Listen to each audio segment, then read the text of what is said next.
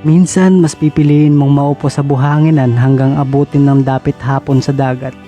Mararamdaman mo ang pagkalma sa bawat paghampas ng alon sa matutulis na bato na nakakasugat. Malamig na hangin na dumadampi sa iyong balat na nakakapagpagaan ng bigat ng iyong nararamdaman. Pero madalas maiisip mong magpatangay na lang sa sakit at kalungkutan. May panahon para tumakas ka, mga panahon na mas pipiliin mong tumakbo at maging maligaya.